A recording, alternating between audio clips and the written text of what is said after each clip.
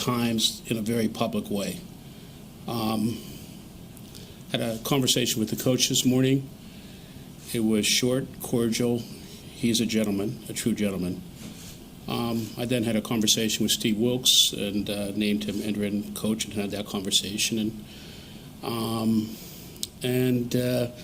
with that, I'll take questions. We'll start with Darren.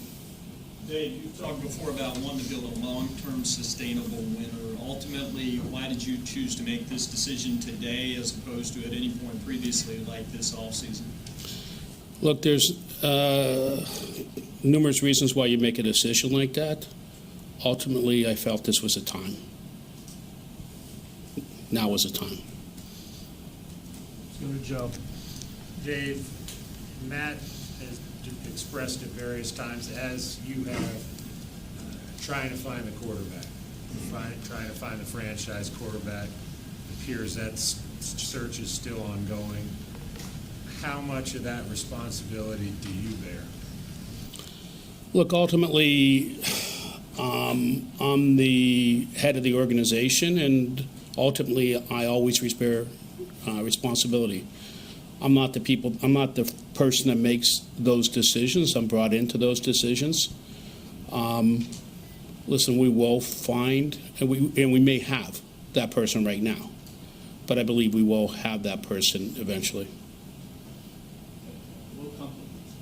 Going forward, to find the next head coach, assuming that you'll lead that, will Scott be part of that? Will Drummond be part of that? What will that process look like? Listen, we're far away from that right now. Right now, we have a lot of season left.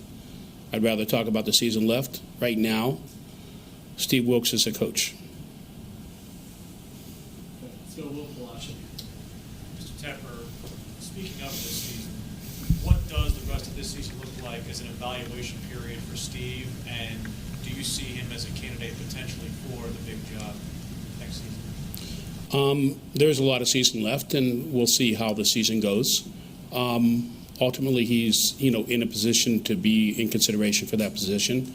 I had a talk with Steve. No promises were made, but obviously, if he does an incredible job, he's have to be in consideration for that. Scott? Dave, how much did what happened yesterday matter to you in terms of your timing, the fire Matt Rhule chance, the fact that there were so many 49ers fans here, and the 22-point loss?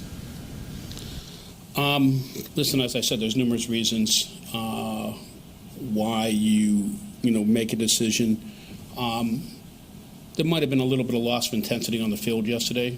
I would say that's probably evident versus the first 4 games. Listen, I have great respect for the fans, and I do hear the fans. But ultimately, that can't be a reason why you make a change like this. But again, there's numerous reasons why you make a change like this. Dave? And Dave, back in, I think, end of April, you said this could take 5, maybe 6 years to get turned around. What's happened in between there to make you feel like that Matt couldn't be the guy to turn it around? Look, again, a lot of different, a lot of time has, passed here. We have the record we have. And, again, there's different reasons that go into that. I think that there has been progress of some sort, but look, we're just not getting over the hump. And we got to get over the hump. With Steve Wilkes specifically, why was he named interim head coach? Look, it's good to have somebody internally that's familiar with the team and, with the people in the building, so to speak. Steve is a leader of men. He has experience as a head coach. And I thought he's the best candidate, in the building for that role. We'll go to Phil Orban. What's your message to fans? You mentioned the fans. Do you have a message for them who may feel like this thing maybe wasn't moving in the right direction?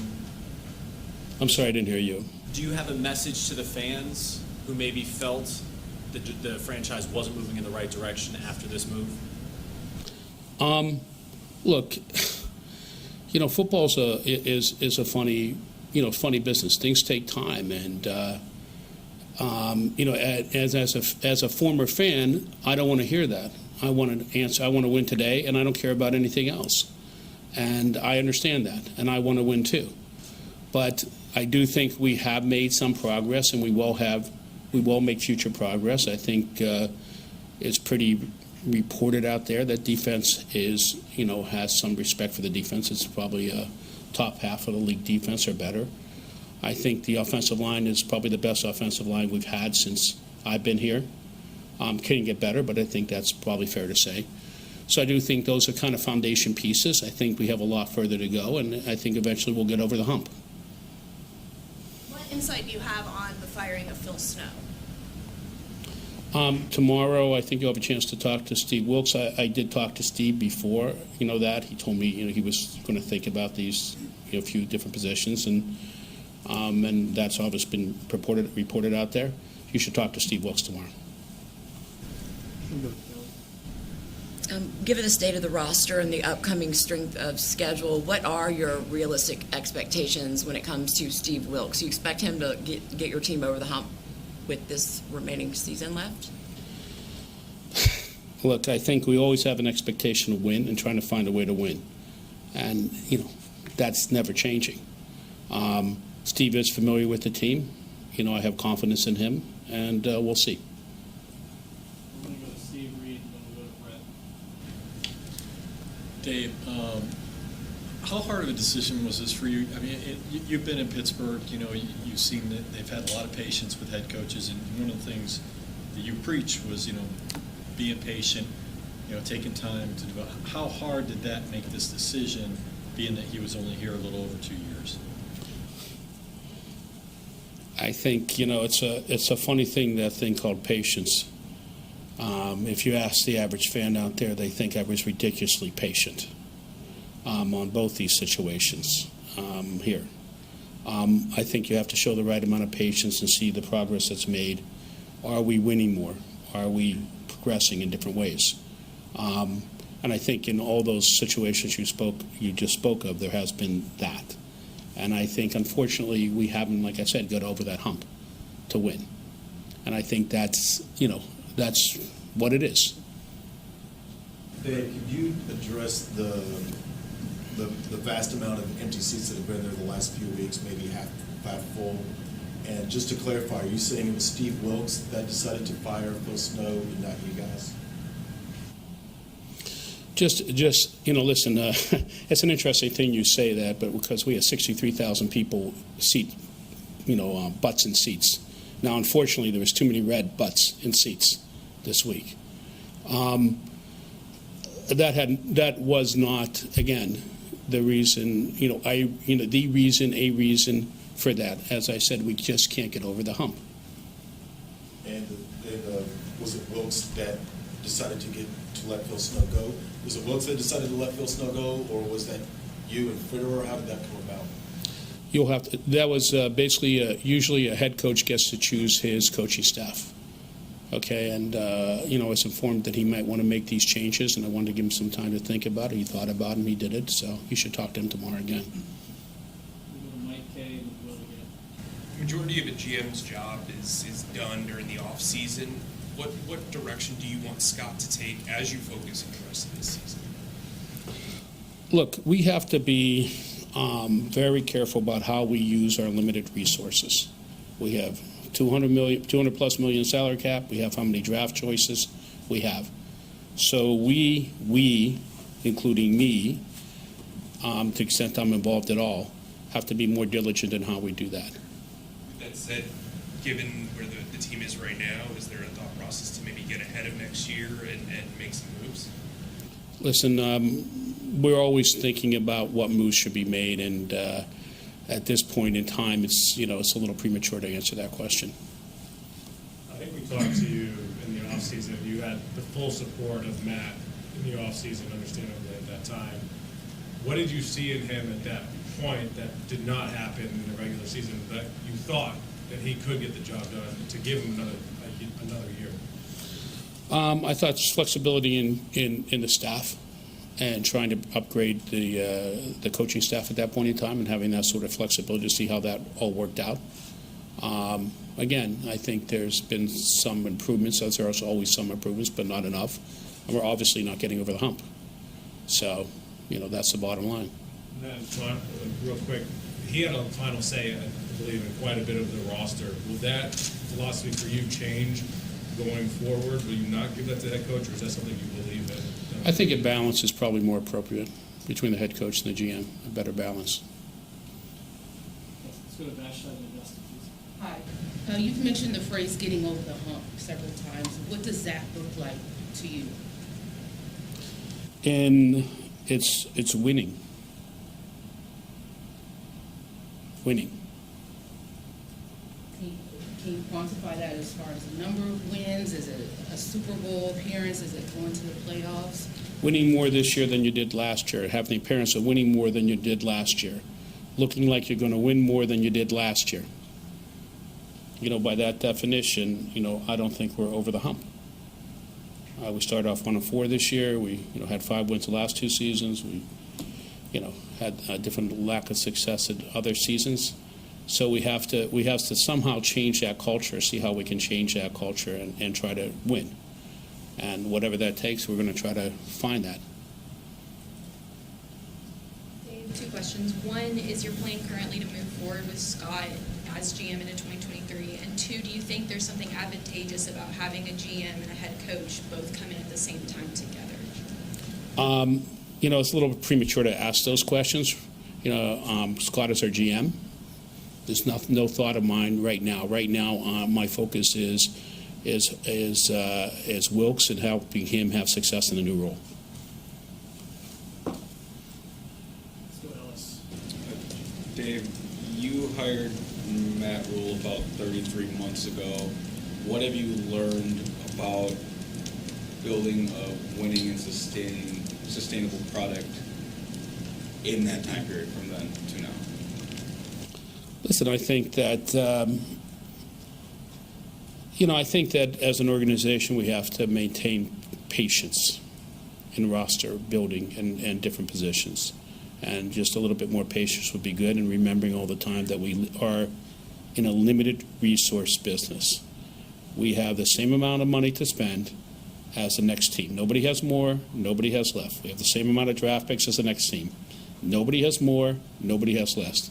We have to make sure we use that as best we can, and really, really consider that and strategically think about it. Joe, how do you kind of reconcile the patience message, though, when you see other teams around the league having success earlier with newish coaches and getting to the playoffs? It's funny, I get asked, you just asked that question of being too patient, and somebody said you're not patient enough, and I said it's like you're damned if you do and you're damned if you don't. And that's kind of, where I am. You have to show enough patience to see how things work out, and then ultimately, are you winning enough? I mean, that's the bottom line here is the bottom line. Unfortunately, or unfortunately, that's the way it is. Fans care about you winning, and quite frankly, that's why we're all here. We're not in here to do anything but try to win games. And if we're not winning games, is there something else that matters? And look, I mean, you have to be patient enough to see what develops and how it develops, to give things enough time. And that was, you're saying, did you give it too much time? Other person just asked, did you give it enough time? Yeah, I think it's a balancing act, and I try to, balance it both ways. And would you do a 7-year contract again?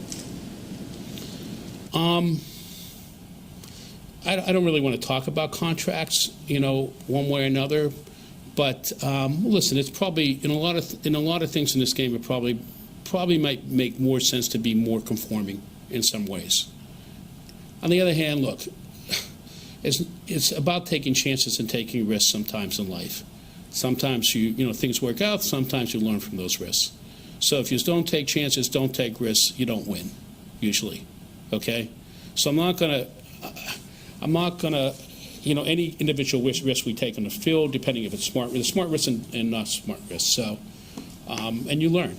So, look, I mean, just in general, and I'll say this is 4 years in this business, 2 years during COVID.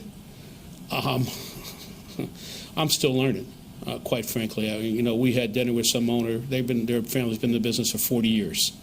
Okay, I'm going to be humble enough to say that it's a big difference from being in a seat of a fan or being up here, and you're trying to balance. You just gave the question about patience both ways. You try to balance that and try to learn from your mistakes, and hopefully we're smart enough to do that. Dave, do you think that Matt's transition from college, where he had success, to pro had anything to do with his struggles to win? And would you consider a college coach to be your next head coach still? Look, again, it's premature to answer that question. I'd like to see what Steve Wilks does, just quite frankly. I'm not going to generally rule that out. On the other hand, there is a history of successful coaches in the NFL. You can go look it up. Every fan can go look it up and see what it is. I'm aware of what that is, and I have to be cognizant and pay attention to that. Let's go, Darren. Dave, you mentioned your expectations for the rest of this season. If the season ended right now, this team would pick first overall in next year's draft, and that's where quarterbacks are taken. How do you balance the present versus the future in terms of what you want to see from this team? I'm trying to understand your question exactly. Is it more important to win now or be in position to draft a quarterback high in next year's draft?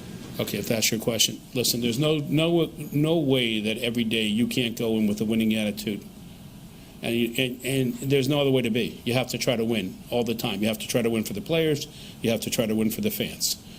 And yes, I understand what it is, about draft picks and getting quarterbacks and stuff like that. And I understand the importance of quarterbacks in this league. But you have to try to win always. Let's go Phil and Will. I got you. Dave, what'd you learn from the last coaching search that you could take into this one? You mentioned education and kind of learning as you go. Look, I think that there's some things different we would do in the process in general, as far as consultants and such like that in that search. But again, it's premature to ask that question. So, In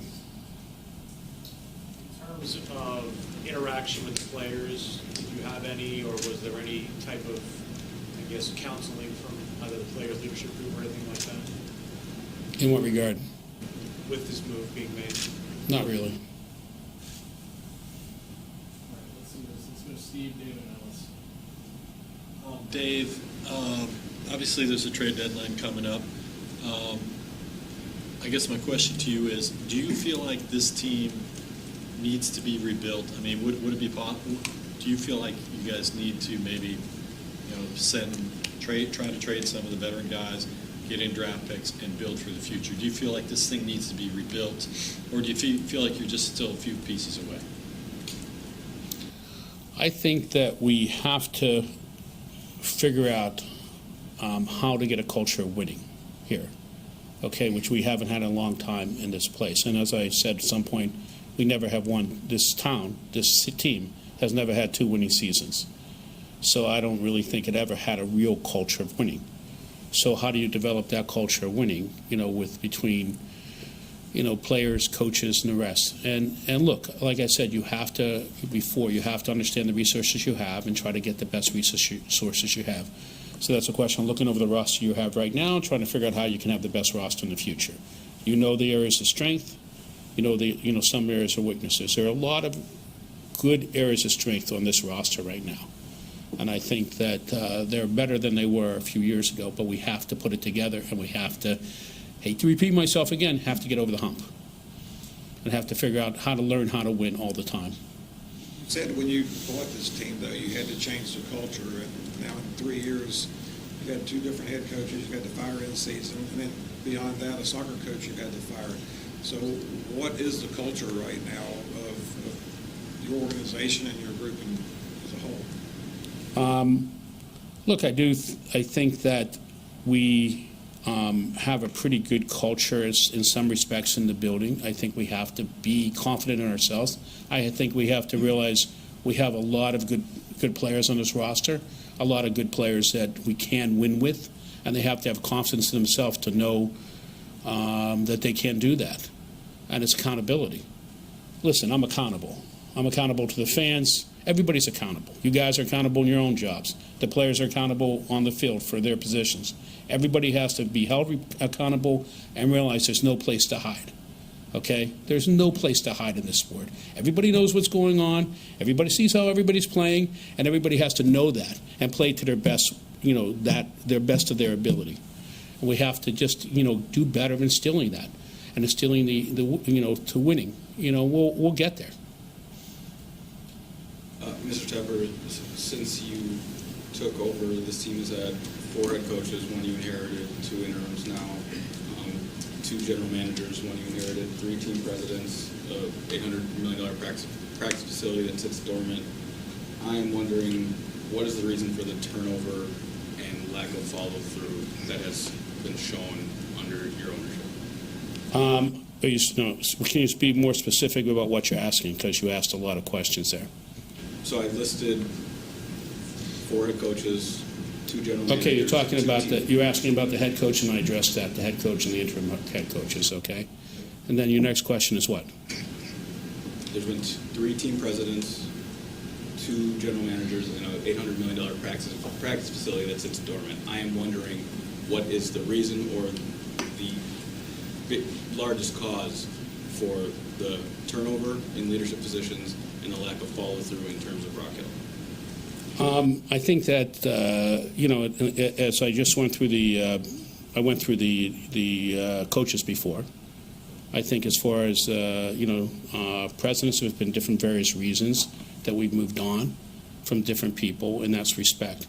And in this organization, just as an aside, away from football, in this 4 years, 2 COVID years, we brought in, besides football, we brought in a soccer team that is setting records, okay, and bringing 34,000 and revitalizing the city.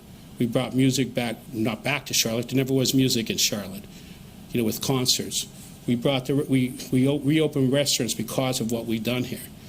So if you look at what's really been done on the field by this organization, there's been no lack of progress in these 4 years, 2 COVID years.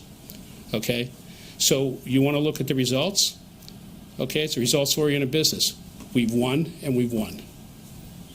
The place we're not, we'll do better on the football field, in the future. We have time for 2 more. I'm going to go to Brett and Scott. Dave, can you talk about the conversation you had with Steve, about when he went to high school here, went to college here? Was he overly excited? Was he tepid? What was his reaction when you had that conversation with him? Listen, Steve loves this area, loves Charlotte. So if you're somebody who loves this area, loves Charlotte, of course you're going to be a little bit excited. Obviously a question for Steve, though. So you should ask Steve the question tomorrow. Finish with Scott. Dave, this is just a timeline question, but did you wake up this morning and decide to do this? Did you know last night? I just wonder what your own decision process was here.